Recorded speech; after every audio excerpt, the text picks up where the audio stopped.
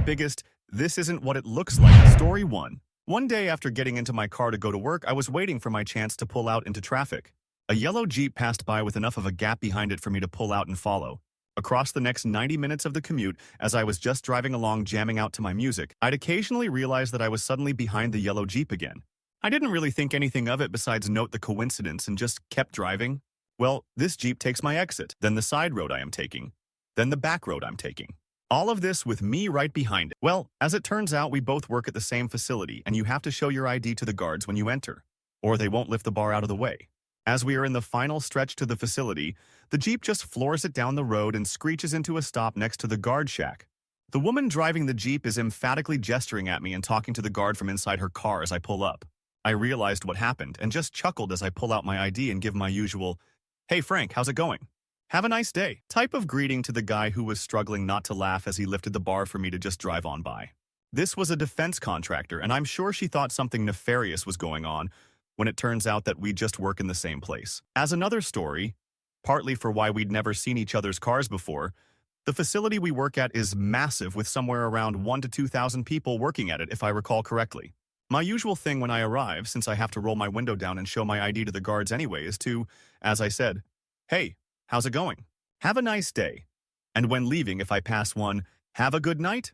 And I never really thought much about it before, just seemed like the standard thing to do. One day, probably 6 months after getting that job as an engineer, my first ever, not just my first with security concerns, a worrying moment occurred. I had gone to lunch in the big cafeteria at one end of the facility, read a book on my Kindle, put my stuff away, and was heading back to my area. Right as I was passing one of the guard shacks, like 5 to 6 guards ran out and circled me. I froze and just about shat myself, wondering if I'd somehow royally messed up. I was intellectually going through all my emails, wondering if I'd made the mistake of saying something that shouldn't be on the unsecure network, which I later learned happened relatively frequently and isn't a huge deal as long as it gets caught quickly. Suddenly, one steps up with something in her hands and she says, "You aren't in trouble. We just wanted to let you know that in this facility with over 1,000 people working in it, you are the only one that ever says good morning and good night to us, and that we really appreciate it." And with that, she handed me a big plate of homemade cookies. Honestly, I was quite shocked at how this could possibly be. As I was returning to my desk, I was like, seriously? How can you possibly go through life walking past the same 10 people several times a day and never say hello? It slightly made things awkward when my coworkers were curious how I'd gotten the cookies. Story 3. 12-year-old me is in the school gym, about to participate in an exam to earn my green belt in karate. It was around this time that my eyesight was deteriorating, but a couple of months before I would end up with glasses. Sometimes in order to see things more clearly, I would put my fingers to the corners of my eyes and stretch them, narrowing the focus enough for me to make out details on the blackboard or whatever. So I arrive along with some friends and we're just wandering around waiting for things to get started when I look up to see the silhouette of a man standing on a balcony that overlooked the main hall. It is then that I remember that we had invited the founder of the organization to attend, who had come all the way from Japan and was touring around Europe. This imperious-looking shadowy figure looks like he might fit the bill, but I'm not certain as he's far away and rather blurry. So I step forwards, crane my neck upwards, and press my fingers to the corners of my eyes. Story 4. Not me directly, but feel this story is relevant. We'd just moved into a new house. My older sister, who was about 5 at the time, was refusing to get in the bath, and my mum was throwing the classic, "You wait until your father gets home." After a lot more yelling and mum struggling, we hear Dad pull up in the driveway. My sister was so worked up about getting in trouble from Dad, she ran straight out of the house, completely, to Dad's car screaming repetitively, "No, Daddy, no," and continued to run around the front yard screaming. Well, our new neighbors across the street heard her screaming, and when they saw her running around the yard, rushed over to rescue her and started yelling at Dad to stay away. My poor dad had no idea what was going on, and Mum came out and explained what was actually happening. That family became lifelong friends of ours. Turned out they had a daughter 2 days older than me.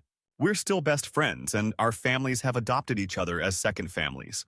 The neighbor that rescued my sister even emceed my sister's wedding and told that story. The story even still comes up at BBQs, despite happening 30-odd years ago. Story 5.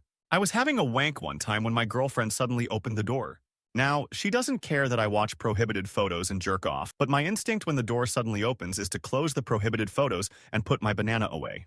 Unfortunately, I closed the prohibited photos more quickly than I could get my banana back in my pants. And behind it was another video that I'd started watching earlier. So she walks in, sees me with my hard banana in my hand and a video of a guy juggling playing in front of me, raises her eyebrows, says, "Righto," and walks back out. Story 6. Got curious about a neat-looking gun I saw in a movie. Decided to look it up online. My mom saw a firearms forum on my screen and immediately assumed I was planning a school shooting, despite me having a loving support network of friends, family, and having no signs of severe mental illness. My mother is massively anti-gun, if you couldn't already tell. Story 7. Early on, when my husband and I were first just hooking up, we were pretty casual.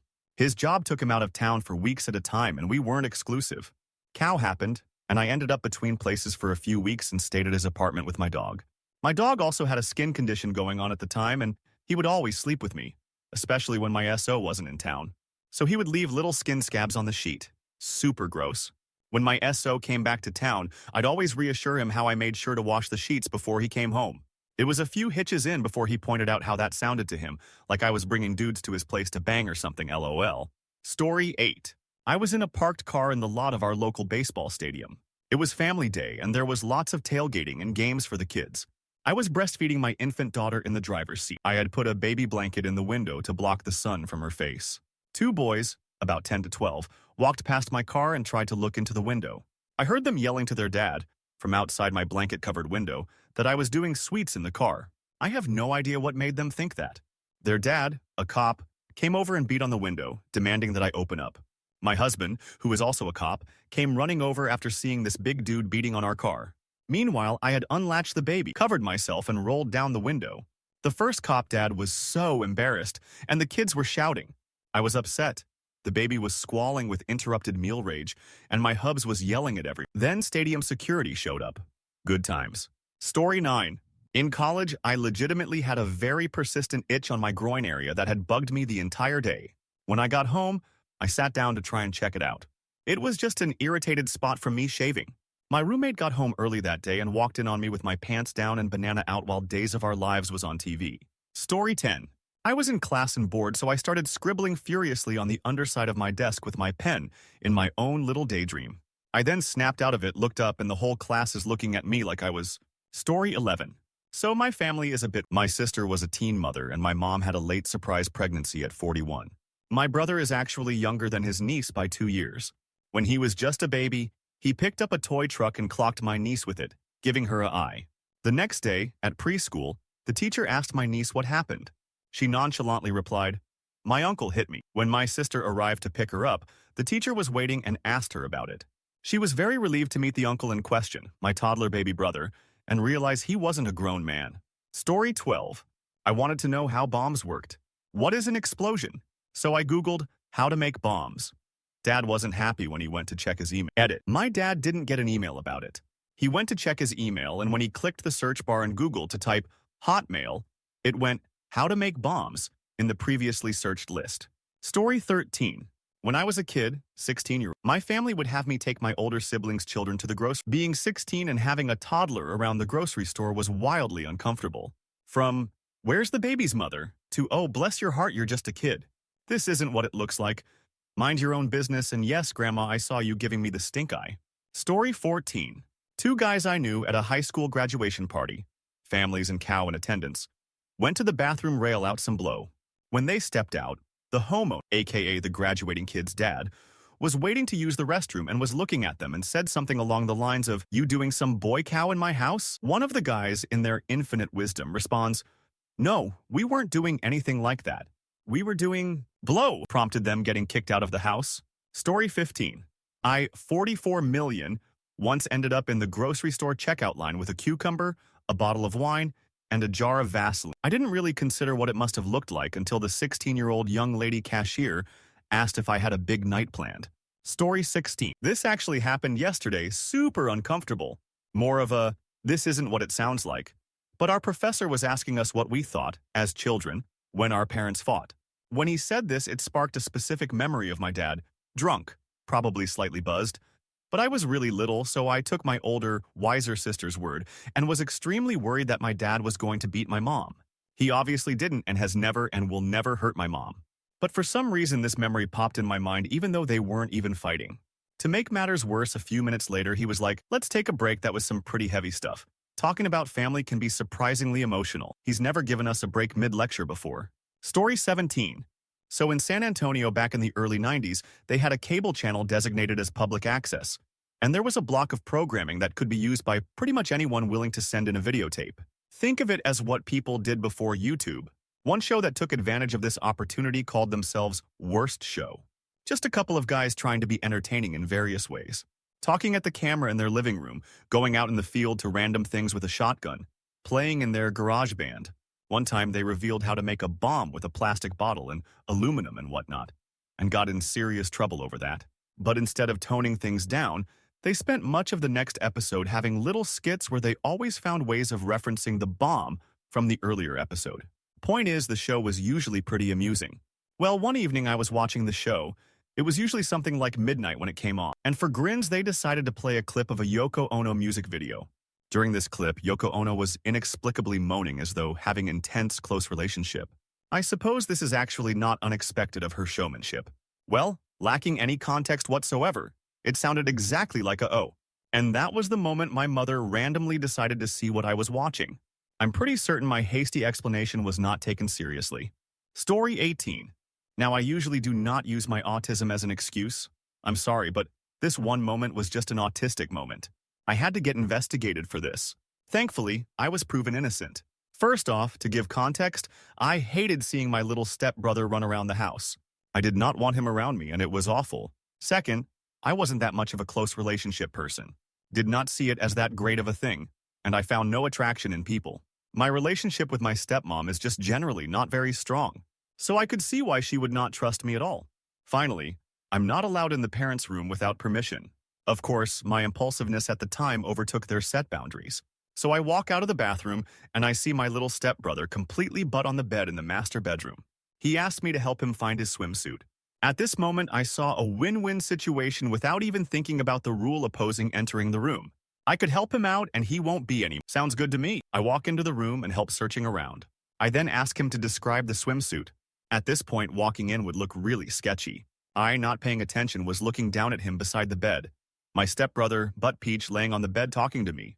Little did I expect the worst-case scenario. My stepmom, who I did not even hear walk up the stairs, walked in and saw this very moment that was just described. At this point, I come to realization that it happened. I broke a rule, and it looked suspicious. Very suspicious. I won't go into full detail on what exactly happened next, but I got yelled at, and I now currently live with my mom instead. I still see dad at least once a week, but not so much my stepmom or stepbrothers. I had to be brought to my counselor, who also brought me to somebody who analyzes my behavior and my personality. He came to the conclusion that it seemed very unlikely to do such a thing, and it's a safe thing to say the benefit of the doubt is reliable. I am still affected by this today, but I've learned to get over it and accept it. Story 19. I was a voracious reader when I was a kid. One author I particularly liked wrote novels for kids, as well as more adult-themed ones. When I was around 11 or 12, someone lent my mother one of the more adult ones I pestered her to read it. She always said no, not until you're older. It's not a book for kids. My mom finished the book. It lay forgotten on a corner of her desk until I nabbed it. Started to read it in secret. I have to admit it was pretty racy. I didn't understand a lot of it, but that didn't hold me back. I was going to read this book. One night, I'm lying in bed reading the forbidden novel when suddenly my mother comes into room. I quickly thrust both hands under my covers, must have had an expression of surprised guilt on my face. My mom gets a strange look on her face. Instead of yelling at me for disobeying her, she gently starts telling me that touching myself is okay. Natural, nothing to be ashamed of. Then it clicks, she hadn't seen the book. She thought she'd walked in on her daughter discovering her blossoming womanhood, didn't want me to end up in therapy. Dying from the sheer cringe of the situation, wanting it to stop, I brought the book out from under the covers. The look of embarrassment on Mum's face was priceless. Story 20. I think I've posted this story before. I have a really good friend who does research on human attractiveness, specializing in marketing and production. He was working on a project that involved watching thousands of hours of prohibited photos and writing down how often different things happened. Eye contact with the viewer, certain phrases, etc. So he hired people to help him, one of them being me. He gave me 45.mp, 4 files of different lengths that I needed to watch and code. It may sound fun, but it's incredibly boring. It took me weeks. I would try to pay attention, but they're also badly produced and acted, and they're all essentially the same. You also have to watch them more than once in order to make sure that you didn't miss something you were supposed to note. This was around Thanksgiving, so I went home to visit my parents and I brought my laptop with me because I figured I'd work on it at night. But I fell asleep while one of the videos was playing. My mom came in to wake me and freaked out. It's such a weird situation that I didn't bother explaining anything. I just let her yell at me and we never talked about it again. Story 21. Not me, but my dad. My dad and I used to umpire baseball and softball together a few years ago. As with most jobs, you get your own slang that is industry specific. Oh, I got 12s tonight, or I'm doing 14s tomorrow in the tournament. 12-14 being the age group, and sometimes it would include gender. So my dad, when out in public, is telling me about umpiring 12-year-old boys. Oh, I did some 12-year-old boys last night, and I had to him off and explain that, despite me knowing what he means, everyone in the restaurant that is within earshot doesn't. He did the same thing a few years ago, explaining he umpired 8-year-old girls softball. That one caused a double take from a few people. Story 22. I was living with this girl. Her and I were super close, but absolutely 100% platonic. Gender essentially didn't exist as a concept in our friendship, just our connection. So being boy-girl didn't ever really change the nature of our friendship. So one time we were both home, but didn't know the other was. We came in at different times and just kicked it in our respective rooms. I decided I was hungry. So in my boxers, I went downstairs to get food. As I turn around to leave the kitchen, she walks in wearing nothing but panties. This is not abnormal for us. When I say 100% platonic, I mean it. Her having great ball wasn't even a concept to me, so we were frequently undressed near each other. So normally this encounter would go, oh cow, I didn't know someone was home, with a brief scare. Then we'd go about whatever we were already doing. How did it go this time? Her boyfriend rolled in the kitchen sliding door. He found his girlfriend and I in the kitchen wearing just underwear. Thankfully, her boyfriend was one of my good friends, and he trusted both of us. Took a bit of explaining for sure, but he eventually realized it was absolutely not what it looked like. Story 23. When I walked in on my then-fiancé flipping some other guy, I got home early from work. They were in bed together, and first instinct was to tell me, not what it looks like, Zarenya, and when I obviously didn't buy it, she went with, you aren't supposed to be home yet. Instead of murder the both of them on the spot, I walked away. Story 24. My daughter was running through the house and tripped. She smashed her head open, so off to urgent care we went. She was complaining her arm hurt, but it looked fine. My husband poked at it and asked if it hurt, and she said yes. He thought she might just be faking exaggerating, so he poked her in her other arm and her side, asking if that hurt, and she said no. He poked her in the leg and she said it hurt. A few minutes later, we are walking to get her arm x-rayed, and the tech asks her if she hurt anything else. She answered, yeah, Daddy hurt my leg. To this day, I'm shocked we didn't have child services pay us a visit. Story 25. I used to work as a teaching assistant in a school for children with special needs. I was often assigned to kids that needed a dedicated person to help them, so the lead teacher could continue with the lesson. One of the kids I had would have minor seizures that would pass after about a minute. So the best thing to do was to wrap them up in my arms so they don't fall and hit their head or accidentally hurt themselves. It was one of my first days with the kid and he started to seize, so I reached for him to help hold him still, but he turned suddenly and hit his face against my hand and fell down. It looked like I had just punched a child in the face and knocked him to the ground. Fortunately, the lead teacher saw what happened, and the kid was totally fine, but it scared me so badly. I thought I had lost my job for sure and was going to have charges filed or something. Story 26. My dog is an extremely social animal who loves meeting new people, but every time he meets a new person, he gets a hard-on. So far, nobody's commented on the red rocket hanging out, but I'm sure some have noticed and been wary of the idea that their legs might receive a one-way trip to Humpburg. My dog was neutered at 9 months old, and he's never shown any inclination of wanting to hump anything, animate or inanimate. I dread the idea that someday my dog and I will encounter a little kid who will have questions, and there's no way in hell I'd be able to explain it without sounding like a close relationship offender.